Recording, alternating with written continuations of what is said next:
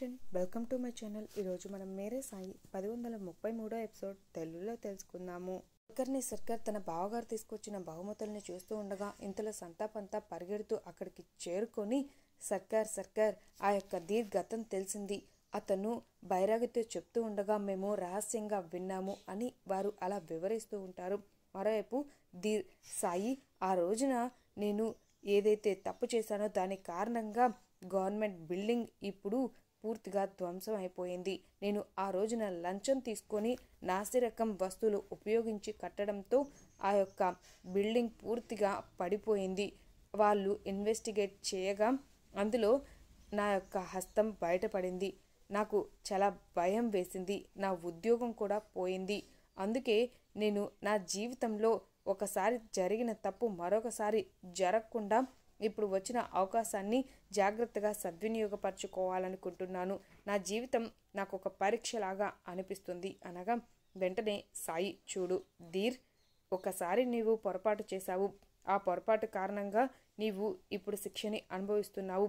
మరోసారి నిన్ను ఒకరు ఇబ్బంది పెట్టే ప్రయత్నం చేయవచ్చు, కానీ ఎట్టి పరిస్థితుల్లోనూ మొదటిసారి చేస్తున్న తప్పుని నీవు రెండోసారి చేయకూడదు. నీవు భగవంతుడి ఇచ్చిన ఈ అవకాశాన్ని జాగ్రత్తగా సద్వినియోగపరచుకోవాల్సి ఉంటుంది, లేదంటే నీవు మరలా చిక్కుల్లో పడతావు అనగా వెంటనే అతను, నేను మీకు మాట ఇస్తున్నాను సాయి, ఈసారి నేను నాకు లభించిన ఈ అవకాశాన్ని జాగ్రత్తగా సద్వినియోగపరచుకోవాలనుకుంటున్నాను అని చెప్పి అలా మాట్లాడతారు. మరోవైపు కుల్కర్ణి సర్కార్ వారి యొక్క మాటలు విని, అంటే అతని యొక్క గతంలో ఇటువంటి సమస్య ఉంది అన్నమాట. వెంటనే దీన్ని మనం అనుకూలంగా మార్చుకునే ప్రయత్నం చేయాలి. ఇప్పుడు ధీర్ని మన చేతిగుప్పెట్లో పెట్టుకున్నట్టయితే పరిస్థితులన్నీ మనకి అనుకూలంగా మారతాయి. అతనికి ఇప్పుడు మనం ఎంతో కొంత డబ్బు అనేది ఆశ చూపించి అతన్ని ఇక్కడి నుంచి బయటికి గెంటివేసే ప్రయత్నం చేసినట్టయితే ఆ బైరాగికి ఎవ్వరూ సహాయం చేయడానికి ఉండరు. అప్పుడు పరిస్థితులు అన్నీ మనకి అనుకూలంగా మారతాయి. హరి ఓం అని అలా సంబరపడిపోతూ ఉంటాడు. మరోవైపు ఆల్బర్ట్ తన భార్యతో పాటు నడుచుకొని వెళ్తూ, క్షమించు, నేను నిన్ను ఈ గ్రామానికి తీసుకురావాల్సిన పరిస్థితులు నెలకొన్నాయి. నేను వద్దు అన్నా కూడా నీవు ఇక్కడికి వచ్చావు. నీవు ప్రశాంతంగా అహ్మద్ నగర్లోనే ఉండి ఉన్నట్టయితే నేను నా యొక్క మీటింగ్ని పూర్తి చేసుకొని వచ్చేవాడిని. ఇక్కడ ఎటువంటి సౌకర్యాలు పూర్తిగా లేవు అనగా వెంటనే ఆమె, మరేం పర్వాలేదు, ఇక్కడ ప్రజలు చాలా చక్కగా ఉన్నారు. నాకు కూడా ఈ యొక్క వాతావరణం బాగా నచ్చింది. ఈ పల్లెటూరు వాతావరణం ఇంత చక్కగా ఉంటుందని నేను అసలు ఊహించనే లేదు. నాకెందుకో ఈ ప్రదేశాన్ని చూస్తుంటే ఎంతో ప్రశాంతంగా అనిపిస్తుంది.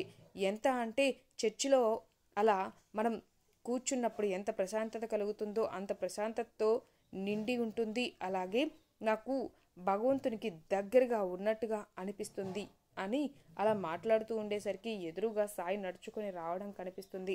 వెంటనే ఆమె, అతను చూడడానికి ఇక్కడ ఉన్న మనుషుల్లో చాలా భిన్నంగా కనిపిస్తున్నాడే, ఎవరతను అని అడగ్గా ఇంతలో అలా పిల్లలు పరిగెడుతూ సాయి దగ్గరికి చేరుకొని, సాయి, మాకు ఇవ్వండి, మీరు చాలా కష్టపడుతున్నారు వీటన్నిటినీ మోస్తూ. ఈ రోజున మేము కూడా ఆ రోడ్డు నిర్మాణంలో భాగస్వాములం కావాలనుకుంటున్నాము.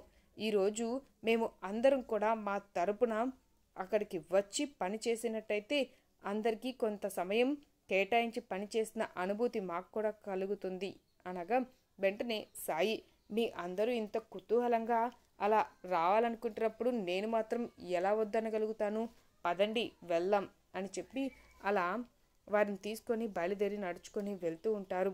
ఇంతలో ఆల్బర్ట్ అతని భార్య నడుచుకొని అలా కొంత దూరం వరకు మధ్యలోకి వస్తారు. ఇంతలో పిల్లలు వాళ్ళు అందరూ అలా చూస్తూ ఉంటారు. వెంటనే ఆల్బర్ట్, విన్నావా ఇతని యొక్క మాటలు? కనీసం అతను ఒకసారి కూడా ఆలోచించలేదు పిల్లలతో ఇటువంటి పనులు చేయించడం సరియైనదా కాదా అని. అందుకే నాకు ఇతనంటే చాలా కోపం అనగా వెంటనే అలా భార్య, ఎందుకు ఆల్బర్ట్ అలా మాట్లాడుతున్నావు? అతను ముసలివాడు, అతన్ని ఇలా అవమానించకూడదు, మనం వీలైతే సహాయం చేయాల్సి ఉంటుంది అనగా వెంటనే అతను, వీరికి సహాయం చేయడమా? ఇతను నేను విసిరిన ఛాలెంజ్కి అతను సవాల్ని స్వీకరించాడు. అది ఏమిటో తెలుసా? 1 నెల రోజుల్లోపు ఇతను ఈ గ్రామస్తులతో కలిసి రోడ్డు నిర్మాణం చేపట్టాలి. ఒకవేళ దాన్ని పూర్తి చేయలేకపోయినట్టయితే అతను దానికి మూల్యం చెల్లించుకోవాల్సి ఉంటుంది. ఇప్పటివరకు షిరిడీలో ఒక రోడ్డు మాత్రమే మనం నిర్మించాలనుకున్నాం, ఈసారి 2 రోడ్లు నిర్మాణం జరగబోతుంది. ఇతనికి మనం చెప్పినా కానీ వినే పరిస్థితి లేదు. ఇతను మిగతా వారిని కూడా ఇబ్బంది పెట్టేలాగా నిర్ణయం తీసుకున్నాడు అనగా వెంటనే భార్య, నీవు ఒక విషయాన్ని ఆలోచించు. ఎవరికి తెలుసు అతను తీసుకున్న నిర్ణయం రేపటి రోజున అందరికీ సహాయపడుతుందేమో, అలా ఆలోచించి తీసుకున్నారేమో, మనం చెప్పలేము కదా అని అలా అనుకూలంగా మాట్లాడుతుంది. వెంటనే అలా ఆల్బర్ట్, చూడు, అతను తీసుకున్న నిర్ణయం మంచిదా కాదా అనేది రేపు రోడ్డు నిర్మాణం పూర్తయిన తర్వాత తెలుస్తుంది. నెల రోజుల్లోపు పూర్తి అయితే అయినట్టు, లేదంటే వాళ్ళే ఇబ్బందులు పడతారు అని అలా మాట్లాడుతూ ఉంటారు. ఇంతలో అలా ఒక వ్యక్తి చేరుకొని మీటింగ్కి సమయం ఆసన్నమైంది అనగా వెంటనే అలా, నేను తర్వాత వచ్చి కలుస్తాను, నీవు జాగ్రత్తగా ఇంటికి వెళ్ళు అని చెప్పి భార్యకి అక్కడి నుంచి బయలుదేరుతాడు. మరోవైపు ధీర్ సాయి కోసం అంతా వెతుకుతూ ఉండగా సాయి కనిపించకపోవడంతో ఆందోళన పడుతూ ఉంటారు. అది గ్రహించిన నానాసాహెబ్ గారు, ఏమైంది, ఎందుకు అంత ఆందోళన పడుతున్నావు, ఏమిటి విషయం ధీర్ అని అడుగుతారు. వెంటనే అతను, నేను సాయిని కలవాలి, ఎందుకంటే ప్రస్తుతం మన దగ్గర ఉన్న డబ్బు అయిపోయింది, రేపు మనం కొన్ని వస్తువులకి అడ్వాన్స్ ఇవ్వాల్సి ఉంది, దాని గురించి నేను సాయితో మాట్లాడాలనుకుంటున్నాను అనగా వెంటనే అలా అతను సాయి గంగారాం గారి దుకాణం దగ్గరికి వెళ్ళారు. అక్కడ కొన్ని వస్తువులు తీసుకురావాల్సి ఉన్నవి అని నాకు చెప్పారు అనగా వెంటనే అతను, నాకు మార్గం చెప్పండి అని అడుగుతారు. నేరుగా వెళ్ళి ఎడమవైపు తిరిగినట్టయితే అక్కడ నుంచి గంగారాం గారి దుకాణంకి మార్గం దగ్గరే అని అంటారు. అలాగే అని చెప్పి అలా నడుచుకొని వెళ్తూ ఉండగా ఇంతలో సంతాపంత ఇద్దరు, ధీర్ ఇలా రా అని చెప్పి అతన్ని ఒక పక్కకి పిలుస్తారు. వెంటనే ఏమైంది అనగా కులకర్ణి సర్కార్ గారు నిన్ను తీసుకురమ్మని చెప్పి పంపించారు అని చెప్పి అలా అతన్ని అక్కడి నుంచి తీసుకొని బయలుదేరుతారు. మరోవైపు ఆల్బర్ట్ భార్య అక్కడి నుంచి వెళ్ళబోతూ ఉండగా ఇంతలో సాయి ఆమెని ఆపి అలా తన జోలీలో నుంచి ఒక తీపి పదార్థం తీసి ఆమెకి ఇవ్వబోతారు. వెంటనే ఆమె నిరాకరించగా ఇంతలో సాయి, చూడండి, మీరు మీ తల్లి కోసం ఈ తీపి పదార్థాన్ని తినడం మానేశారు.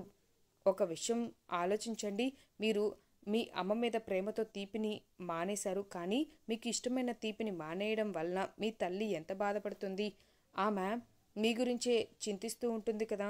మీరు ఇష్టమైన ఈ యొక్క తీపి పదార్థాన్ని స్వీకరించి దాన్ని సంతృప్తిగా తింటూ తల్లి కోసం ప్రార్థన చేసినట్టయితే మీకు కూడా మధుర క్షణాలు నెలకొంటాయి, అప్పుడు మీ అమ్మగారు కూడా సంతోషిస్తారు అని చెప్పగా వెంటనే ఆమె ఆ మాటలు విని అలా ఆ యొక్క సాయి ఇచ్చిన పదార్థాన్ని తీసుకొని తింటున్న తర్వాత సాయి తన జోలీలో నుంచి ఊదిని తీసి అలా మీ అమ్మగారికి వీలైనప్పుడు పెట్టండి, ఆ భగవంతుని ఆశీస్సులతో అంతా మేలు జరుగుతుంది అనగా ఆమె ఆలోచిస్తూ ఉండగా వెనకాల ఉన్న పిల్లలు, చూడండి, తప్పకుండా తీసుకోండి, సాయి ఇచ్చిన ఊది ద్వారా మా అందరికీ మేలు జరుగుతుంది, మేము కూడా భగవంతుడిని ప్రార్థన చేస్తాము మీకు మేలు జరగాలని అనగా వెంటనే అది తీసుకొని ఆల్బర్ట్ గారితో నేను చెబుతాను అనగా వెంటనే సాయి, అవసరం లేదు, ప్రతి ఒక్కరూ వారి యొక్క సమస్యని పరిష్కరించుకోగలుగుతారు, ఇబ్బందులు ఎదురైనప్పటికీ కూడాను మన సమస్యని మనమే పరిష్కరించుకోవాలి, ఏది ఏమైనా కూడా భగవంతుడి న్యాయం తరపున ఉంటారు, సరైన సమయానికి అంతా మేలు జరిగేలాగా చూస్తారు, నాకు పూర్తి విశ్వాసం నమ్మకం ఉన్నాయి, భగవంతుడే నిర్ణయిస్తాడు ఏం జరగాలనేది, అల్లా మాలిక్ ఏక్ అని అంటారు. వెంటనే ఆమె అలా అక్కడి నుంచి బయలుదేరుతుంది. వైపు ధీర్ని తీసుకొని సంతాపంతా నడుచుకొని ఒక నిర్దేశమైన ప్రదేశం దగ్గరికి చేరుకోగా వెంటనే ధీర్, ఇదేమిటి ఇక్కడికి తీసుకువచ్చారు, మీరు కులకర్ణి సర్కార్ గారి ఇంటి వద్దకు తీసుకొని వెళ్తానని అనగా వెంటనే అలా వాళ్ళు, చూడండి, కులకర్ణి సర్కార్ గారే మిమ్మల్ని ఇక్కడికి తీసుకురమ్మన్నారు అని అంటారు. వెంటనే కులకర్ణి సర్కార్, నేను ఇప్పుడు మాట్లాడాలనుకుంటున్న విషయాలు ఇంటిలో మాట్లాడను, మీరు ఈ యొక్క సమాచారాన్ని నేను ఎక్కడే మీతో పాటు మాట్లాడి దీన్ని ఈ రోజున ఒప్పందం కుదుర్చుకోవాలనుకుంటున్నాను, ఇది అతి ముఖ్యమైన అంశం కాబట్టి అని అంటారు. వెంటనే అతని మాటలు అర్థం కావు ధీర్కి. ఇంతలో కులకర్ణి సర్కార్ అలా, చూడండి ధీర్, నాకు పూర్తి సమాచారం అనేది తెలిసింది, దాని గురించే మాట్లాడడం కోసం నేను ఇక్కడికి పిలిపించాను, మీరు ఇంతకుముందు అయోధ్యలో ఏం చేశారు, అలాగే మీరు కట్టిన బిల్డింగ్ ఎలా పడిపోయింది, ఎటువంటి నాసిరకమైన వస్తువులను వినియోగిస్తే అలా జరిగింది, అలాగే మీకు ఉద్యోగం పోవడానికి గల కారణం మీరు ఆ రోజు తీసుకున్న డబ్బు అలాగే నాసిరకం వస్తువులు ఉపయోగించడం కారణం వల్లనే ఇవన్నీ జరిగాయి అని నాకు తెలిసింది. కానీ నేను ఈ సమాచారాన్ని ఎట్టి పరిస్థితుల్లోనూ ఎవ్వరికీ చెప్పను. అది మీకు నాకు ఇద్దరికీ మంచిది కాదు. ఇప్పుడు నేను చెప్పేదాన్ని జాగ్రత్తగా మీరు పరిగణలోనికి తీసుకొని మీరు ఇప్పుడు ఇక్కడ నుంచి వెళ్ళిపోతే అంతా మంచి జరుగుతుంది. మీరు అభిప్రాయపడ్డారు, ఈ గ్రామంలోనికి వచ్చి కొత్త అధ్యయనాన్ని కొత్త జీవితాన్ని మొదలు పెట్టాలనుకున్నారు. కానీ ఒకటి ఆలోచించండి, ఇప్పుడు ఆ యొక్క బిల్డింగ్ నిర్మాణం ఎలా అయితే కూలిపోయిందో అదేవిధంగా ఈ రోడ్డు నిర్మాణ పరిస్థితి కూడా అదే విధంగా జరిగితే అప్పుడు మీ పరిస్థితి ఏం కాను. నెల రోజుల్లోపు కనీస వస్తువులు లేకుండా రోడ్డు నిర్మాణానికి కావాల్సిన అక్కడ పరికరాలు కానీ పనిముట్లు కానీ ఏమీ లేకుండా కనీసం మనుషులు కూడా ఏమీ పని చేయకుండా వాళ్ళు మిమ్మల్ని నానాయాతన పెడుతున్నారు. ఒకవేళ ఇప్పుడు పని చేసినప్పటికీ కొద్ది రోజులకి వాళ్ళు అలసిపోయి పూర్తిగా విరమించారు అంటే అప్పుడు పని మధ్యలో ఆగిపోతుంది. అలాగే బ్రిటిష్ ఆంగ్లేజీ ప్రభుత్వానికి వ్యతిరేకంగా వీళ్ళ అందరూ నినాదాలు చేస్తూ పూనుకున్న ఒక పని ఆ రోడ్డు నిర్మాణం. అప్పుడు ఆంగ్లేజీ ప్రభుత్వ అధికారుల దగ్గర మీకు పేరు పోతుంది. అలాగే ఇప్పుడు ఉన్న సమస్య ఇంకా ఎక్కువవుతుంది. మీకు లభించిన ఈ రెండో అవకాశం కూడా పూర్తిగా నేలమట్టమవుతుంది. కాబట్టి నేను చెప్పిన మాట విని ఇదిగో ఇప్పుడు నేను ఇస్తున్న ఈ అవకాశాన్ని సద్వినియోగపరచుకో. ఈ డబ్బుని తీసుకొని నీవు వెళ్ళిపో. 4 సంవత్సరాలు నీవు కష్టం చేసినప్పటికీ కూడా ఇంత డబ్బుని చూడలేవు. తక్షణం దీన్ని తీసుకొని ఈరోజు రాత్రికి రాత్రే షిరిడీ వదిలి వెళ్ళిపో. ఇది ఒక రకంగా నీకే మంచి అవకాశం. నీవు ఏదైనా వ్యాపారం పెట్టుకోవచ్చు. అలా కాదని నీవు ఒకవేళ మొండికేస్తే నీవే తీవ్ర పరిణామాలని ఎదుర్కోవాల్సిన పరిస్థితులు నెలకొంటాయి. ఇకపోతే నీకు ఒక విషయం చెప్పమంటావా? ఇదిగో ఇతను మా బావగారు. ఇతను తప్పకుండా నీకు సహాయం చేసినట్టయితే మరలా నీకు గవర్నమెంట్ ఉద్యోగం వచ్చే అవకాశం కూడా ఉంది. కాబట్టి నేను చెప్పేది జాగ్రత్తగా విను, తీసుకో అని చెప్పి అలా అంటారు. వెంటనే అతనికి అలా ఆలోచన మొదలవుతుంది. అయోధ్యలో జరిగిన సంఘటన అలాగే అన్నీ కళ్ళ ముందు మెదులుతూ ఉంటాయి. వెంటనే కులకర్ణి సర్కార్ బావగారు, చూడు నీకు ఒక మంచి అవకాశం.